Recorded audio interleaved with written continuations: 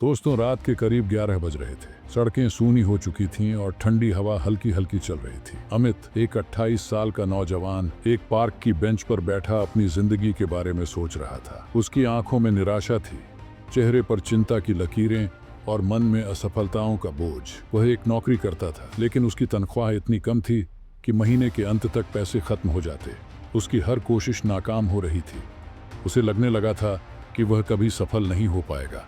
उसने कई बिजनेस शुरू करने की कोशिश की, लेकिन हर बार नुकसान उठाना पड़ा। धीरे धीरे वह अपनी किस्मत को कोसने लगा था। उसे लगता कि दुनिया उसके खिलाफ है और वह कभी अपनी जिंदगी नहीं बदल सकता। तभी एक बुजुर्ग व्यक्ति वहां आकर बैठे। सफेद बाल, शांत चेहरा और आंखों में गहरा अनुभव। उन्होंने अमित की उदासी को भांप लिया और पूछा, बेटा क्या बात है, इतने परेशान क्यों लग रहे हो?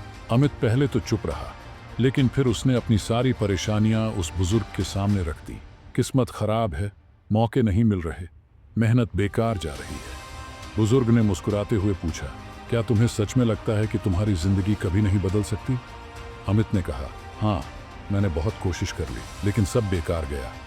अब मैं थक चुका हूँ।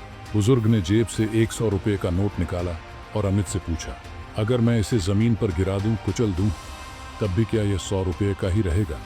अमित ने कहा, हाँ, उसकी कीमत तो वही रहेगी। बिल्कुल सही, बुजुर्ग बोले, फर्क सिर्फ तुम्हारी सोच का है।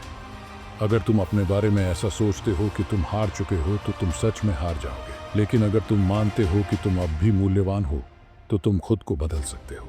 अमित ध्यान से सुन रहा था। बुजुर्ग आगे बोले, अगर तुम्हें नई मंजिल तक पहुंचना है तो सबसे पहले तुम्हें अपनी सोच बदलनी होगी।